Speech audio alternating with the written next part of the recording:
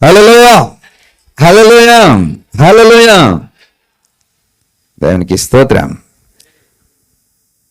యోహాను సువార్త 17:24 నీవు నాకు అనుగ్రహించిన నా మహిమను వారు చూడవలనని కోరుచున్నాను. నీవు నాకు అనుగ్రహించిన నా మహిమను వారు చూడవలనని కోరుచున్నాను. మాట ఏమిటంటే, నీవు నాకు అనుగ్రహించినటువంటి నా మహిమను వారు చూడవలనని కోరుచున్నా. ఇక్కడ చూసినట్లయితే యేసుక్రీస్తు వారు చెప్పినటువంటి మాటలో నా మహిమను అనే పదాన్ని మనం చూస్తూ ఉన్నాం. అంటే యేసుక్రీస్తు వారికి అనుగ్రహించబడినటువంటి ఒక మహిమ ఉంది, అది ఆయనకి మాత్రమే సొంతం. నా మహిమ ఎవరు అనుగ్రహించారు అంటే తండ్రి అనుగ్రహించాడు. తండ్రి అయినటువంటి యెహోవా అనుగ్రహించాడు. నీవు నాకు అనుగ్రహించిన నా మహిమ అంటే యేసుక్రీస్తు వారికి ఇవ్వబడినటువంటి మహిమ మరి ఎవరికి ఇవ్వబడలేదు. ఏ దూతకి కానీ, ఏ ప్రధాన దూతకి కానీ, మరి నరుడికి కానీ, మనుషుడికి కానీ ఎవరికి కూడా ఇవ్వబడలేదు నా మహిమ. ఇప్పుడు ఈ మహిమని ఎవరు చూపించాలనుకుంటున్నాడండి? వారు చూడవలనని కోరుచున్నాను. వారు చూడవాలని. ఎవరు వారు? మనమే. దేవుని యొక్క మహిమను మనకి చూపించాలని ఆయన ఆశపడుతున్నాడు. ఎందుకంటే నరులంటే ఆయనకి ఇష్టం. అదే చెప్పబడింది సామెతల గ్రంథము 38:30 చూస్తే కనుక, నరులను చూసి ఆయన ఆనందించెను అని రాయబడి ఉంటుంది. నరులను చూసి ఆయన ఆనందించిన వాడుగా కనబడుతున్నాడని రాయబడి ఉంటుంది. సంతోషించవచ్చు నరులను చూచి ఆనందించుచూ ఉండిని. అంటే నన్ను చూసి ఆయన ఏం చేస్తున్నాడండి? ఆనందిస్తూ ఉన్నాడు. కాబట్టి మనలో ఆయన ఆనందాన్ని కోరుకుంటున్నాడు, మనలో ఆనందాన్ని చూడాలనుకుంటున్నాడు. మనల్ని బట్టి ఆయన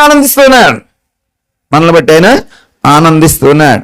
ప్రియ సహోదరుడు, సహోదరి, ఇప్పుడు మనల్ని బట్టి ఆనందించేటటువంటి దేవుడు, ఆది సంభూతుడు, సర్వాధికారి, రక్షణ, రాజ్యము అన్నీ కూడా హ్యాండ్ ఓవర్ చేసుకున్నటువంటి అధికారి ఇప్పుడు ఏమంటున్నాడంటే, నా మహిమను వారికి చూపించాలనుకుంటున్నాను. నా మహిమను అంటే నాకు ఏదైతే మహిమ ఇవ్వబడిందో ప్రత్యేకమైనటువంటి మహిమ నాకు ఇవ్వబడింది.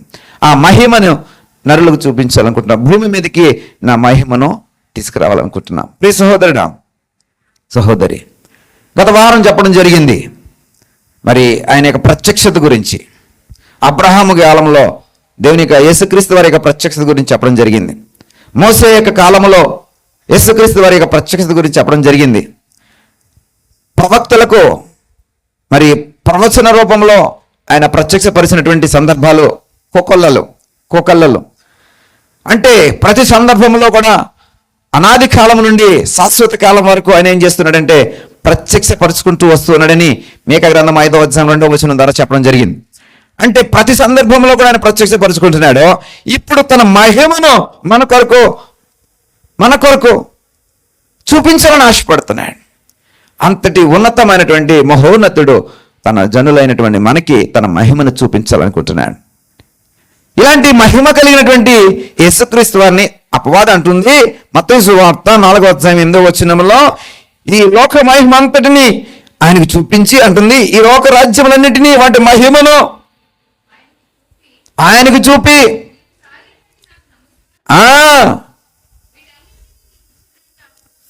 గమనించండి ప్రియులారా, ఈ లోక రాజ్యములన్నిటినీ వాటి మహిమను ఆయనకు చూపించి నువ్వు సాగిలబడి నాకు నమస్కరిస్తే ఆయనతో చెప్పాను. గమనించండి, ఈ లోక మహిమ వేరు, యేసుక్రీస్తు వారు కలిగి ఉన్నటువంటి మహిమ వేరు. అయితే అపవాదం ఏం చేసిందంటే లోక మహిమను చూపించి యేసుక్రీస్తు వారిని వశపరుచుకోవాలనుకుంది. ఎందుకని? యేసుక్రీస్తు వారికి అపవాదికి ముందు నుంచే పరిచయం ఉంది. అప్పుడు పదవి పెట్టినప్పుడు యేసుక్రీస్తు వారు అక్కడే ఉన్నారు. ఎవరు?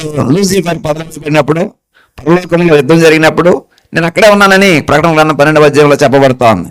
అంటే వీరందరికీ పరిచయాలు ఉన్నాయా లేదా? ఖచ్చితంగా ఉన్నాయి. ఈ లూసిఫర్ అనేవాడు తండ్రికి, తండ్రితో ఏకమైనటువంటి కుమారునికి కూడా సఫరీలు చేసిన వాడిగా, విధేయత చూపించిన వాడిగా ఉన్నాడు. ఇప్పుడు పరదవేయబడినటువంటి శాతానికి కిందకు వచ్చి ఇప్పుడు ఒక ఎత్తుగడ వేస్తాం.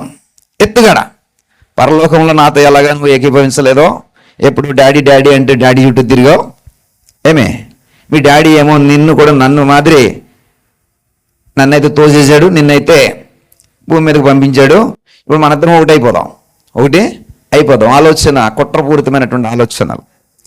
ఈ ఏకమైపోవడానికి ఇదిగో నీకంటే నేను ముందు పడదోయబడ్డాను అంటే ఆయన పడదోయబడలేదండి, మళ్ళీ తప్పుగా అర్థం చేసేకోండి. మనకు వాక్యాలు బాగా తెలుసు, ఏవి ప్రశ్నించడానికి వాక్యాలు బాగా తెలుసు, పాటించడానికి వాక్యాలు మాత్రం బాగా తెలియవు.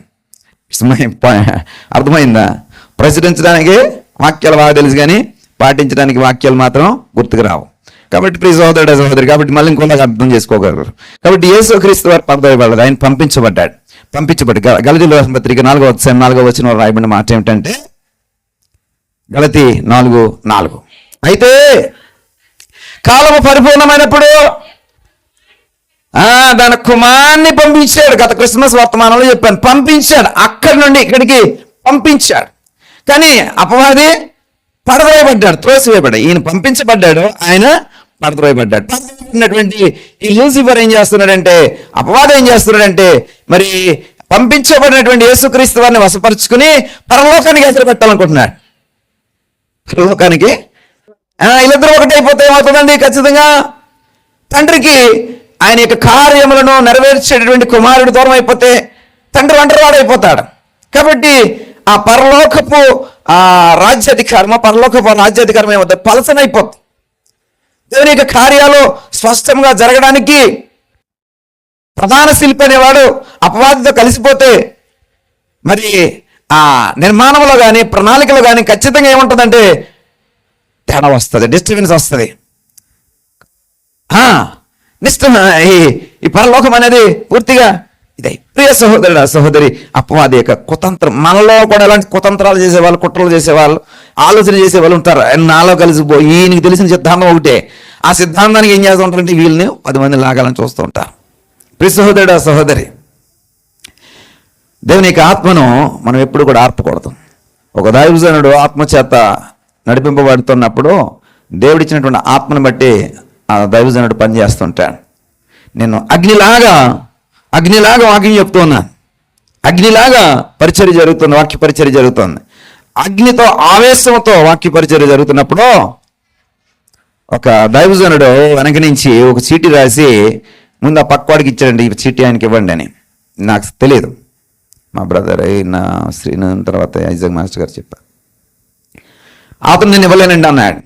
మళ్ళీ ఇంకో ఆ సీట్ ఈ పక్కన ఉన్న పాస్టర్కి ఇచ్చాడు, కొంచెం ఆయనకి ఇవ్వండి అని, అంటే నాకు ఇమ్మని. ఆయన కూడా నేను ఇవ్వలేమన్నాడు. ఇక మీరిద్దరు ఇవ్వట్లేదని చెప్పి ఇతడే పట్టుకొచ్చి నాకు ఇచ్చాడు. అన్న బైబిల్ ఇక్కడ చదువుతుంది, ఇక్కడ పెట్టాడు.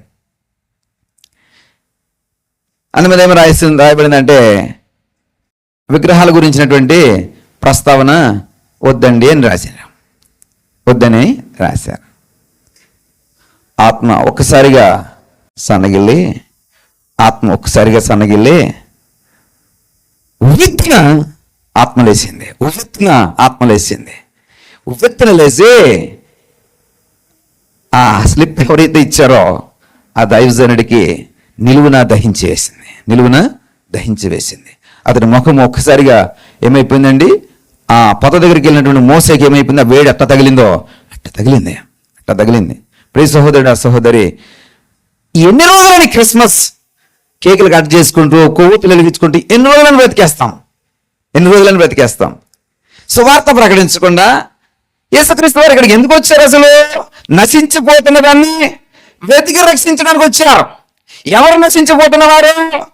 ఎవరైతే తన సొంత ఇంటి నుండి తప్పించుకుని పోయారో, సొంత ఇంటి నుండి దూరం అయిపోయి సొంత విగ్రహాలని, సొంత దేవుళ్ళని, సొంత కథల్ని ఏర్పరచుకుని, చమత్కారపు కథల్ని ఏర్పరచుకుని సొంత ఇంటి నుండి ఎవరైతే దూరం అయిపోయారో వారిని మరలా తన సొంత ఇంటికి నడిపించడానికి, నశించిపోతున్న దాన్ని వెతికి రక్షించడానికి యేసుక్రీస్తు వాక్యంకి వచ్చారు. మనం ఏం చేస్తున్నాం?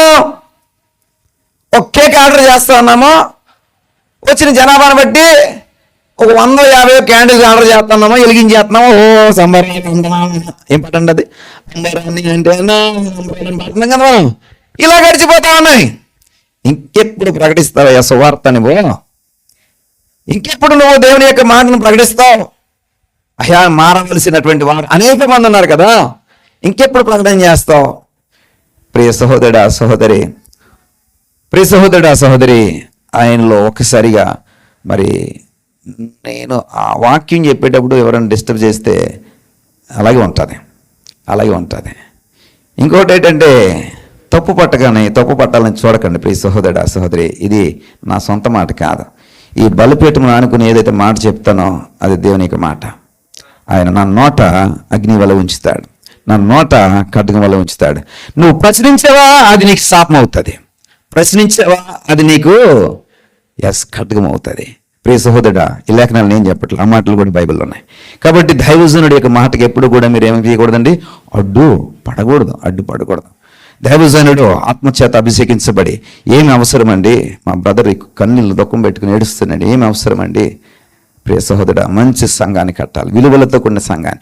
ఒక అన్యజనుడు మెసేజ్ పెట్టాడు, ఏమని? అయ్యా మీరు క్రీస్తులో ఉన్న ప్రేమ, క్రీస్తులో ఉన్నటువంటి విలువలు, క్రీస్తులో ఉన్నటువంటి ఇవన్నీ కూడా మాకు నేర్పిస్తున్నారు. అంతేకాదు సమాజంలో విలువలు నేర్పిస్తున్నారు.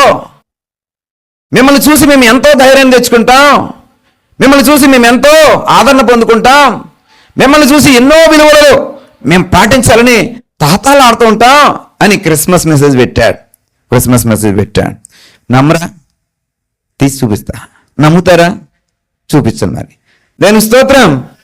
అతను నిన్ను నిలబెట్టి ఇదిగో ఇతని మెసేజ్ ఇదిగో అని చెప్పి అక్కడే చదివి వినిపించడం జరిగింది. ఈరోజు అతను రాలేదు కాబట్టి చెప్పడం లేదు. అన్యుడు.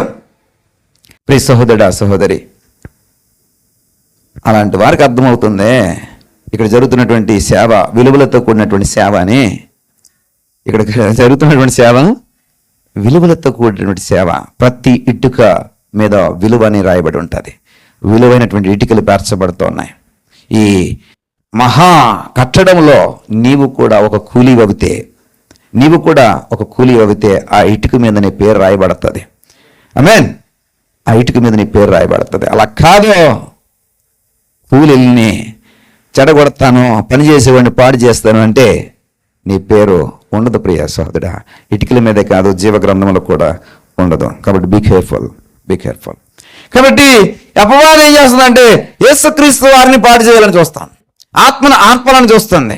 ఆయన ఒక మహిమతో వచ్చాడు, ఆ మహిమను భూలోకం అంతా చూపించాలనుకున్నాడు, తన నరులందరికీ చూపించాలనుకున్నాడు. కానీ అపవాది యొక్క ఆలోచన చూడండి, ఇదిగో లోకం యొక్క మహిమ, ఇదిగో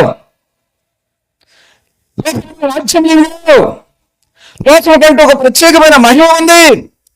నీవు నాకు సరెండర్ అయిపోతే, నువ్వు నాకు లొంగిపోతే ఈ లోక మహిమను నీకు హెచ్చేస్తా, ఈ లోక మహిమను నీకు హ్యాండ్ చేస్తా.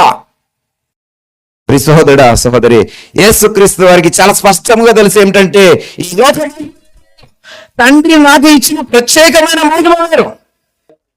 ఈ లోక మహిమలో నేను పాలివాడిని అవడానికి రాలా. ఎందుకు వచ్చాను? నేను తండ్రి నాకు ఇచ్చిన మహిమను ఇక్కడికి తీసుకుని వచ్చాను. ఆ మహిమను మీకు నరులకు లేదా లోకమునకు చూపించడానికి వచ్చాను. అంత స్పష్టమైనటువంటి అవగాహన ఎవరికి ఉందంటే యేసుక్రీస్తు వారికి ఉంది.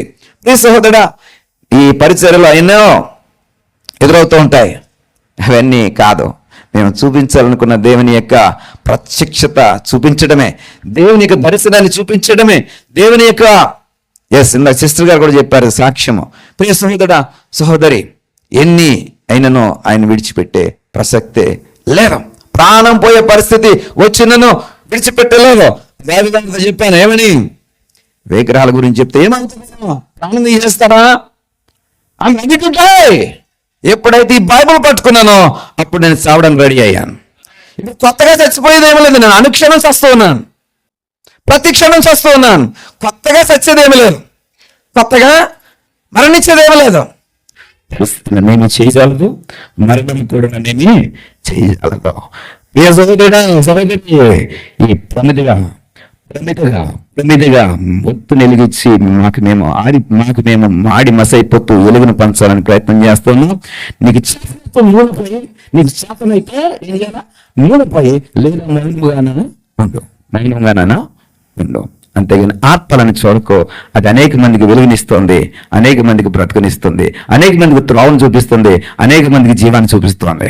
ప్రియ సహోదరుడు, సహోదరి, యేసుక్రీస్తు వారు అయితే అపవాది ఏం చేస్తుందండి? తన మహిమను, అంటే ఈ లోక మహిమను చూపించాలని, ఈ లోకపు మహిమ అంటూ ఒకటి ప్రత్యేకంగా ఉందని ఈ మహిమను చూపించాలని అపవాది ప్రయత్నం. యేసుక్రీస్తు వారి కొన్ని క్లారిటీ ఏమిటంటే ఆయన మహిమను భూలోకానికి పరిచయం చేయాలి. ఈ మహిమ ఎప్పటి నుంచి ఇవ్వబడిందని చెప్పానండి మీకు? గత వర్తమానాలు చెప్పాను.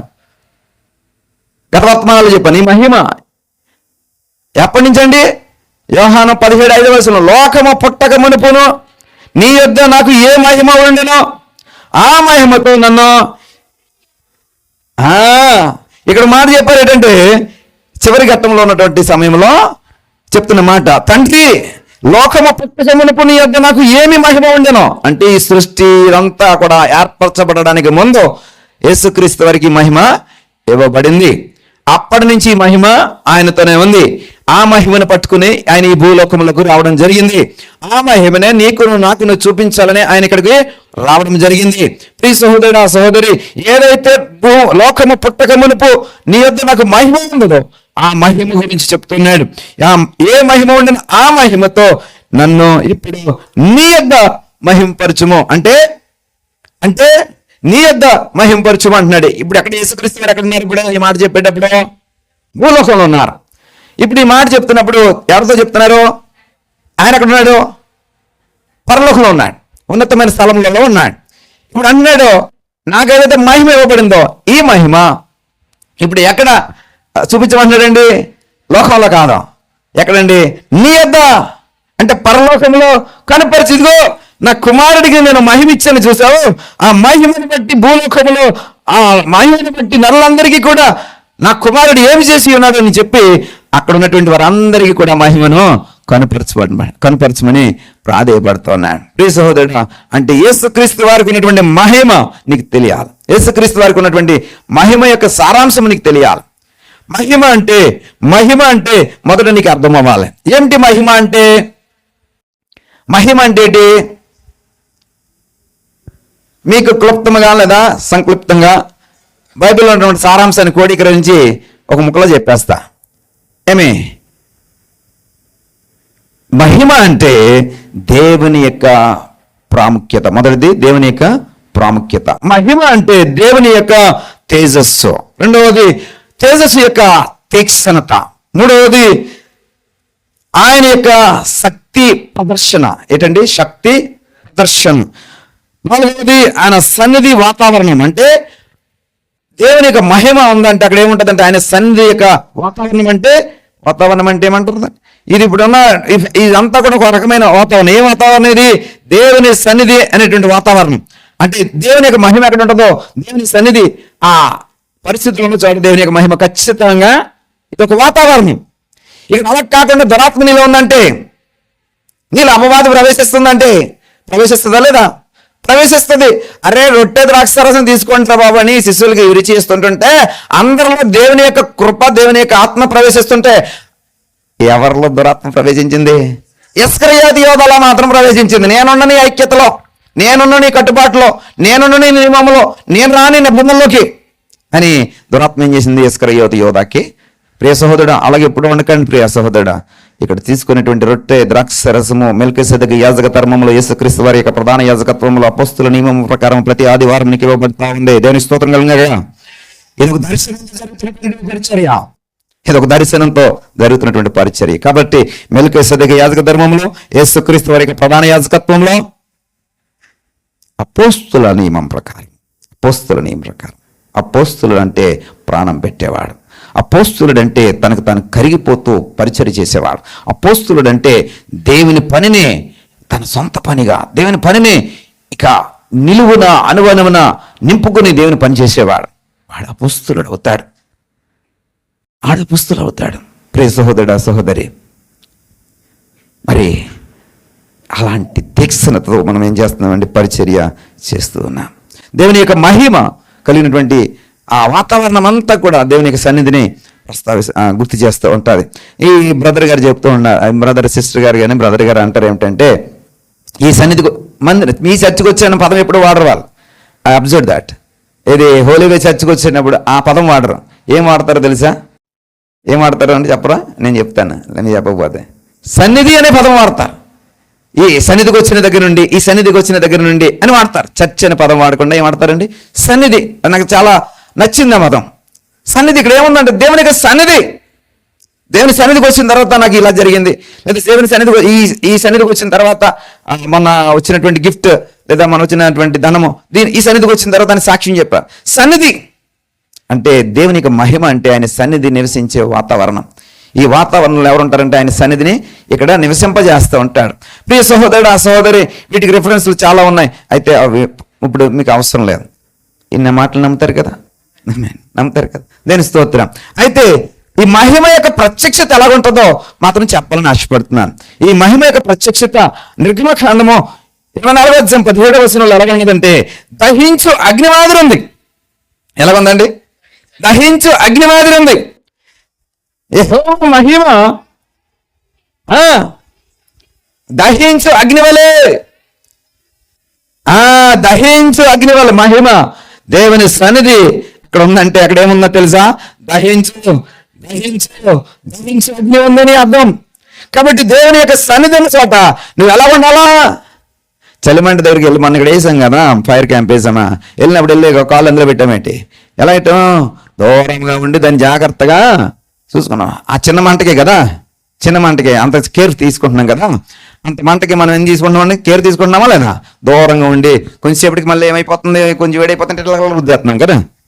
ఇంకా మా అన్నయ్యని ఇంకా పెద్దసారి కూర్చున్నారు అక్కడ. దేని స్తోత్రం.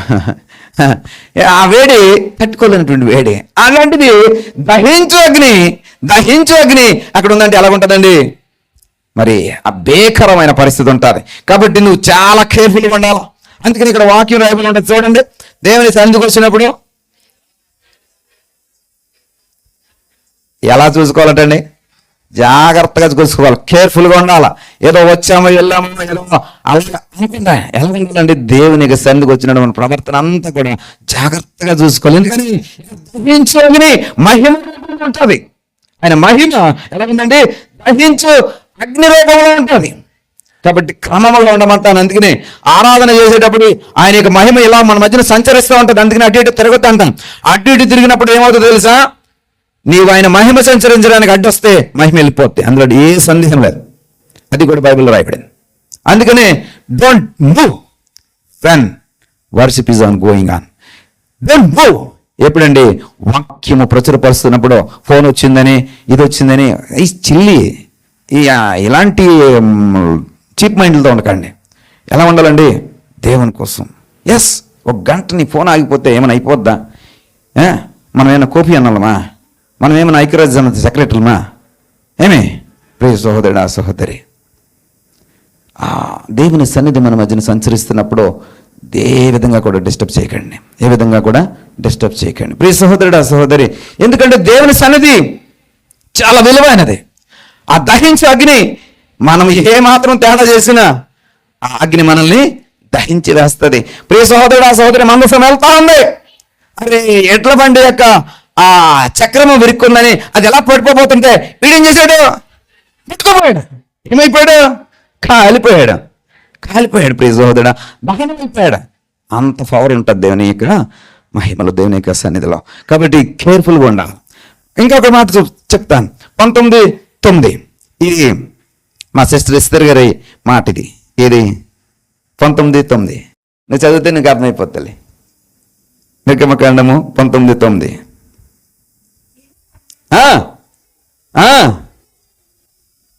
నీతో మాట్లాడుతున్నప్పుడు ప్రజలు విని నిరంతరము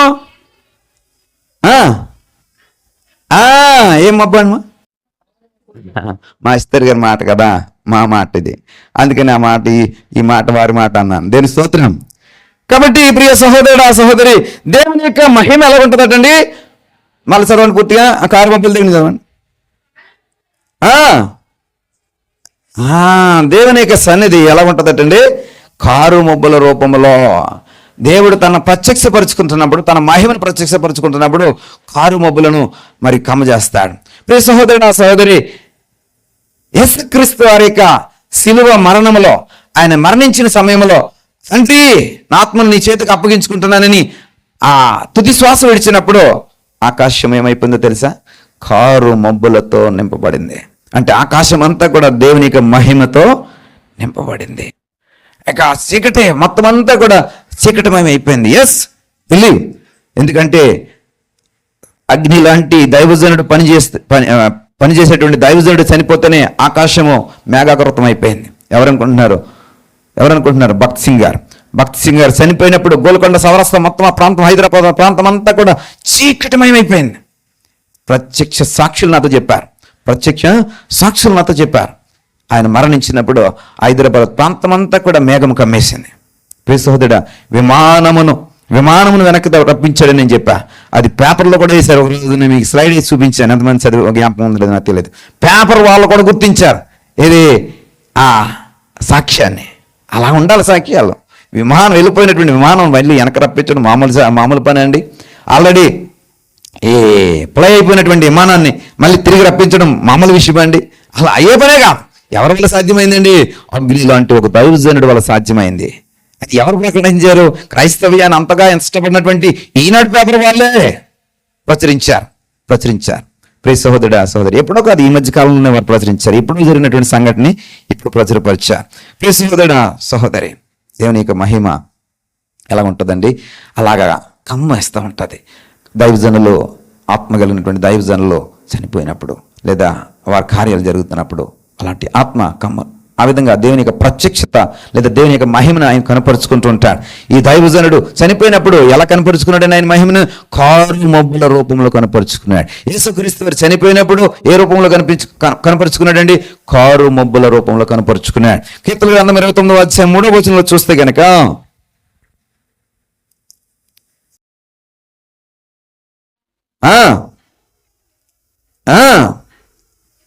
మహిమ గల దేవుడు, ఆయన మహిమ ఎలా ఉంటుందటండి? ఉరుములాగా ఉంటుంది. ఆయన మహిమ ఎలా ఉంటుందంటే ఉరుములాగా ఉంటుంది. మహిమ గల దేవుడు తన మహిమను ఉరుము మాదిరి ప్రత్యక్షపరుచుకుంటాడు. అలాగే యెషయా 6:3లో చూస్తే గనక ఒక మాదిరి ఆయన మహిమను కనపరుచుకుంటున్నట్టుగా మనం చూస్తాం. అలాగే లోకాసు వార్త 2వ అధ్యాయం 9వ వచనంలో చూస్తే గనక ప్రకాశమానమైనటువంటి వెలుగుగా ఆయన కనపరుచుకుంటున్నట్టుగా చూస్తాం. ఇది చదువుతాం ఎందుకంటే ఇది క్రిస్మస్ సందర్భం కాబట్టి. ఇక్కడ ఒక ప్రస్తావన ఉంది. ఏదండి? 2:9 అండి. ప్రభుదూత నిలిచెను, ప్రభువు మహిమ. చూడండి అమ్మ, ఎవరి మహిమ? దూత యొక్క మహిమ కాదు. ఎవరి మహిమ? ప్రభువు యొక్క మహిమ. మహిమ ఎలా కనబడుతుందటండి? ప్రకాశమానమైనటువంటి వెలుగు మాదిరి కనబడతా ఉంటుంది. ప్రియ సహోదరుడు, ఆ సహోదరి, నీవు ప్రార్థన చేసి కన్నులు మూసి ప్రార్థన చేస్తున్నప్పుడు నీ కళ్ళన్నీ కూడా చీకటి అవుతాయి. కానీ దేవుని యొక్క మహిమ నీకు కనబడుతున్నప్పుడు ఆ మూయబడినటువంటి కన్నులలో కూడా ఏం కనబడుతుందో తెలుసా? వెలుగు. అలాంటి వెలుగును చూసిన సందర్భాలు నేను కోకొల్లలు అలా కనబడాలా? నువ్వు కళ్ళు మూసుకుంటే చీకటి కాదు. నువ్వు కళ్ళు మూసుకుంటే ఎదుటి వారు కనబడకపోవడం కాదు. నువ్వు కళ్ళు మూసుకుంటే ఏముండాలంటే దేవుని యొక్క వెలుగు, ప్రకాశమానమైన వెలుగుని కళ్ళలో కనబడాలి. దాన్ని బట్టే దర్శనం, దాన్ని బట్టే ప్రవచనం, దాన్ని బట్టే ఒకరోజు ప్రవచనం చెప్పాను, బ్రదర్ మీరు మలేసియా వెళ్ళదు, అక్కడ ఏముంది, మంచి జరగదు, మీకు మేలు జరగదు అని చెప్పా. కానీ వెళ్ళారు. వాళ్ళు ఏమయ్యారు? తిరిగి వచ్చేసారు. సజీవ సాక్ష్యం ఇక్కడ బాలాజీ గారు. మలేసియానా? ఇండోనేషియా అమ్మా? ఇండోనేషియా. ఎలా? ఎస్ ప్రియ సహోదరుడా, సహోదరి, అక్కడికి వెళ్ళగానే అన్ని కూడా ప్రతికూలతలే. ప్రాణము కూడా ఉంటుందో లేదో అని భయపడి వచ్చేసారట. అక్కడ అన్ని కూడా అడుగుతున్నా కష్టమే. ఎంత ఖర్చు పెట్టుకుని వెళ్ళారు, ఎంత ఖర్చు, ఎంత వేదన, ఎంత ప్రయాణం, ఎంత ప్రయాస. వెళ్ళిన వెంటనే మళ్ళీ తిరిగి రావడం అంటే అంత కుదిరే పని. ఇప్పుడు ఆ చేతులు డబ్బులు ఉంటాయో, వీళ్ళు కేవలం పట్టుకెళ్ళిన డబ్బులు మాత్రమే. మళ్ళీ వారికి డబ్బులు సమకూర్చి టికెల కోసం ఈవిడ ఇక్కడ కష్టపడి, అవునండి కదా, ఇవన్నీ మళ్ళీ దేవుడు మళ్ళీ క్షేమంగా తీసుకొచ్చాడు. చెప్పండి నేను అమ్మా, మీ అందరికీ ఎంతమంది గుర్తుందో నాకు తెలియదు. ప్రియ సహోదరుడా, సహోదరి, అంటే నాది నా గొప్పతనం కాదు. ఎవరండి? దేవుని యొక్క మహిమ యొక్క గొప్పతనం అది. దేవుని యొక్క మహిమ కార్యాలు అలాగ ఉంటాయి. అప్పుడు ఏం చేయాలి? మనము బిలీవ్ చేయాలా? ఏం చేయాలి? మనము నమ్మాలా, విలువ చేయాలా. ప్రియ సోదరుడా, అందరూ అనుకున్నారంట అమ్మగారి కరోనా వచ్చింది కాబట్టి అమ్మగారు చనిపోతుంది, కానీ మా డాడీ చనిపోడు అనుకున్నారంట. కానీ ఈమె అన్నదంట డాడీ చచ్చిపోతే ఏంటి అన్నదంట. మీకు అర్థమవుతుందా? That is the power of god's vision. దేవుని యొక్క దర్శనం యొక్క శక్తి అలాగ ఉంటుంది. అంటే అందరూ అమ్మకి వచ్చింది కదా కరోనా, డాడీ ఎందుకు చచ్చిపోతాడు అనుకున్నారంట. విన్నారు కదా సాక్ష్యం. ప్రియ సహోదరుడా, దేవుడు బయలుపరుస్తాడు, దేవుడు ప్రత్యక్షపరుస్తాడు. కాబట్టి అటెన్షన్ అవ్వాలి. ప్రత్యక్షపరుస్తున్నప్పుడు జాగ్రత్త పడాలి. ప్రత్యక్షపరుస్తున్నప్పుడు ఏం చేయాలి? ఇంకా కొంచెం మంచి పదం వాడతాను. కోపం వస్తే వచ్చింది లేని పర్లేదులే, మీరు అందరూ నా బ్రదర్స్ అండ్ సిస్టర్సే కదా, ఒళ్ళు దగ్గర పెట్టుకుని ఉండాలి. అర్థమైందా? ఒళ్ళు దగ్గర పెట్టుకుని ఉండాలి. దేనికి స్తోత్రం కలుగును గాక. హల్లెలూయా. మరి ఈయన మహిమ ప్రతి చోట ప్రచురించబడుతోంది. మనం అంతా అక్కడికి వెళ్తే ఆ ఆనవాళ్ళు ఉన్నాయండి అంటారు. మా మధ్యన మా చంటిబాబు గారు పేరేంటి, చంటిబాబే కదా, మామయ్య వాళ్ళ అబ్బాయి, అటు పెద్దపురంలో చదివేవాడు, నవోదయలో చదివేవాడు. నవోదయలో చదివితే ఆ పక్కనే ఒక కొండ ఉండేది. ఆ కొండ మీద తీసుకెళ్ళి ఏం చూపించారంటే పాదాలు చూపించారు. ఈ పాదాలు ఎవరంట? భీముడి పాదాలట. ఎవరండి? భీముడి పాదాలట. ఇది ఆనవాళ్ళు. ఆ మధ్యన మేము చెన్నై సౌత్ ఇండియా టూర్ వెళ్దాం. సౌత్ ఇండియా కదా, సౌత్ ఇండియా టూర్ వెళ్ళాం. సౌత్ ఇండియా టూర్ వెళ్ళినప్పుడు రామేశ్వరం దగ్గరికి వెళ్ళాం. రామేశ్వరం దగ్గరికి వెళ్ళినప్పుడు ఆనవాళ్ళట. ఏ ఆనవాళ్ళు? కోతలు వచ్చి రాళ్ళు వేసేయని ఆనవాళ్ళు. అక్కడికి వారధి కట్టారు కదా, ఈ వారధేనా ఈ ఆనవాళ్ళు అన్నారు. ఆనవాళ్ళ. ఇక్కడికి వెళ్తే ఇక్కడ ఆనవాళ్ళు అంటాడు, అక్కడికి వెళ్తే అక్కడ ఆనవాళ్ళు అంటాడు. ఆనవాళ్ళ తప్ప ఏమి లేవు. ప్రియ సహోదరుడు, ఆనవాళ్ళు ఎందుకు మనకి? మరి క్రీస్తు యొక్క ఆనవాళ్ళేంటి? నీ తండ్రి యొక్క ఆనవాళ్ళేంటి? నీ యొక్క మహిమోన్నతుడి యొక్క ఆనవాళ్ళేంటి? ఎవరైనా చెప్పగలరా? మనం ఆనవాళ్ళు. దేని స్తోత్రం, సింపుల్ వడవలేని పని. 19వ కీర్తనలో రాయబడిన మాట ఏంటంటే, ఆకాశము ఆయన మహిమను గట్టిగా చెప్పాలా? ఆకాశము ఆయన ఆనవాలు, భూమి ఆయన ఆనవాలు, సూర్యుడు ఆయన ఆనవాలు, చంద్రుడు ఆయన ఆనవాలు. ప్రియ సహోదరుడా, సహోదరి, భూమిలో ఉన్న ప్రతిదీ ఆయన ఆనవాలే. ప్రతిదీ ఆనవాలే. ప్రియ సహోదరుడా, సహోదరి, చిన్న నత్త దగ్గర నుండి పెద్ద డైనోసార్ దాకా ఆయన ఆనవాలే. నీ పాదాలు ఆనవాళ్ళు ఎవరికి కావాలా? నీ రాళ్ళు ఆనవాళ్ళు ఎవరికి కావాలా? సమస్తము ఆయన ఆనవాళ్ళు. దేని శ్వాసం చెప్పండి, చెప్పలు కొట్టాను. ఇన్ని ఆనవాళ్ళు పెట్టుకుని ప్రియ సహోదరుడు, సహోదరు, అక్కడ పాదాలు ఉన్నాయంట, ఇక్కడ రాళ్ళు ఉన్నాయంట, అక్కడ చెట్టు ఉందంట. ఏమిటి ఇది కదా? ఏమిటి కదా? ప్రియ సహోదరుడు, సహోదరి, నీ ఆనవాళ్ళు, నువ్వు నివసిస్తున్న భూమి నీ ఆనవాళ్ళయ్యా. దేవునికి ఆనవాళ్ళదే. నీవు ఏ ఆకాశం కింద ఉన్నా ఆకాశం దేవునికి ఆనవాలు. అనండి కదా. సూర్యుడు ఎవరు? నీకు ఉదయాన్నే సూర్యుడు ఉదయిస్తూ ఉన్నాడు, ఆనవాలు. సాయంత్రం అయినప్పుడు చంద్రుడు వస్తున్నాడు. అమావాస్య పుణ్యములు ఇవ్వబడుతున్నాయి. ఆదికాండం 1వ అధ్యాయం 1వ వచనం రాయబడింది. అవి ఎందుకు నిర్మించబడ్డాయంట? అమావాస్య పుణ్యములు దిన సంవత్సరములు లెక్కించడానికే. దేవునికి ఆనవాళ్ళు అండి. దేవుని యొక్క ఆనవాళ్ళు. ఇన్ని ఆనవాళ్ళు దేవుడు నీ చుట్టూ ఉంటే నువ్వు ఈ కథ చెప్తూ ఉంటావు నాకు. ప్రియ సహోదరుడా, సహోదరి, ఎవడయ్యా నన్ను తీసుకెళ్ళిపోయేది? రమ్మను, నేను రెడీ టు డై అని చెప్పా. ప్రియ సహోదరుడా, చుట్టూ ఉన్న సేవకులందరూ ఒకసారి లేచి చప్పట్లు కొట్టారు. చేస్తే సేవ అలా చేయాలి. బ్రతకడం కోసం సేవ వద్దు. బ్రతకడానికి దేశంలో లేదా లోకంలో బోలెడు మార్గాలు ఉన్నాయండి. సంపాదించడానికి బోలెడు మార్గాలు ఉన్నాయి. నేను ఇక్కడ కేటాయించే సమయాన్ని నేను వ్యాపారం కోసం కేటాయిస్తే, నా వృత్తి కోసం కేటాయిస్తే ఇంకా 10 ఎక్కువ సంపాదిస్తా. ఎస్ ప్రియ సహోదరుడా, సహోదరి, అడుగుతూ ఉంటారు, పిచ్చోడువా నువ్వు? నా తోటి డాక్టర్లు అడుగుతూ ఉంటారు, పిచ్చోడువా నువ్వు? ఎస్ ప్రియ సహోదరుడా, సహోదరి, పిచ్చోడ్నే. పెంట కుప్ప సమానంగా సమస్తమును చేసుకున్నటువంటి పిచ్చివాళ్ళ మేము. పెంట కుప్ప సమానంగా సమస్తమును చేసుకుని దేవుని పరిచయంలో బ్రతుకున్న మేము పిచ్చోళ్ళం. ప్రియ సహోదరుడా సహోదరి, ఆనవాళ్ళం అక్కడ ఇక్కడ ఎక్కడంటే అక్కడ ఆనవాళ్ళు ఉన్నాయి. ఆకాశపు బీచ్కి వెళ్తావు కదా నువ్వు, అది ఎలాగొస్తుంటే కెరటాలు ఎలా వెనక పరిగెడతా ఉంటావు కదా. నువ్వు అనుకుంటున్నావు ఆ కెరటం తాకుండా నేను భలే స్పీడ్గా పరిగెడుతున్నాను అనుకుంటున్నాను. ఈ స్పీడ్ కాదు అక్కడ. దాని సరిహద్దు దాటకుండా దేవుడు ఏం చేశాడంటే నియమించాడు, దానికి సరిహద్దు నియమించాడు. అది అంతకు మించి రాదు. నువ్వు పరిగెట్టకపోయినా నువ్వు పరిగెడతావు. ఊరికే మీకు అలాగా చెప్తున్నాను, అర్థమవుతుంది. ఆ సరిహద్దు దాటి ఎప్పుడు ఎన్నడు రాదు.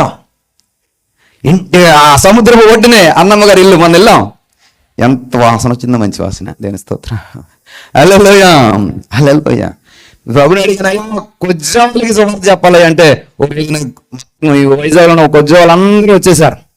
ఎక్కడికి వచ్చారు లేదా? ఎక్కడికి?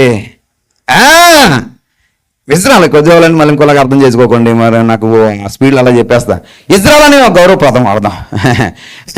అయ్యా ఇజ్రాయల్కి సేవ చేయాలనుకుంటున్నాను, ఇజ్రాయల్కి నేను సువార్త చెప్పాలనుకుంటున్నాను, ఇజ్రాయల్తో మరి నీ ప్రేమను పంచాలనుకుంటున్నాను అయ్యా అంటే దేవుడు దానికి తగ్గట్టుగా అన్ని ఏర్పాట్లు చేసేసాడు. వైజాగ్ ఇజ్రాయల్ అందరూ వచ్చేసారు. ఒక ఇజ్రాయల్ పాట పాడింది, నేను మోకాళ్ళు వేసి కళ్ళంటే నీళ్లు పెట్టుకుని ఏడ్చా. ఏ పాట అండి? అనాది కాలంలోనే నువ్వు నన్ను ఏర్పరచుకున్నావయ్యా. ఆ పాట నాకు రాదు కానీ చరణాలు చెప్తా. అనాది కాలంలోనే నువ్వు నాకు ఊపిరి పోసావయ్యా, అనాది కాలంలోనే నన్ను నువ్వు ఎరిగి ఉన్నవాడయ్యా అని ఒక ఇజ్రా పాట పాడుతోంది. నా కళ్ళు నీళ్ళు చెమ్మగిల్లి ఏడ్చాను కళ్ళంట పెట్టుకొని. ప్రియ సహోదరుడా, ఖైదీల మధ్యన సువార్త చేయాలనుకున్నాం. దేవుని చిత్తమైతే 2026 సంవత్సరం క్రిస్మస్ విశాఖపట్నం సెంట్రల్ జైలు ఖైదీల మధ్యన జరుపుకోబోతున్నాం. ఆమేన్ ఆమేన్. 2026 క్రిస్మస్ విశాఖపట్నం సెంట్రల్ జైల్లో మన దగ్గర జరగబోతోంది. ఆమేన్ అన్నాం. ఆమేన్ అన్నాం. అది దేవుని కోసం పని చేయడం అంటే, దేవుని కోసం అలా నిలబడడం అంటే అది.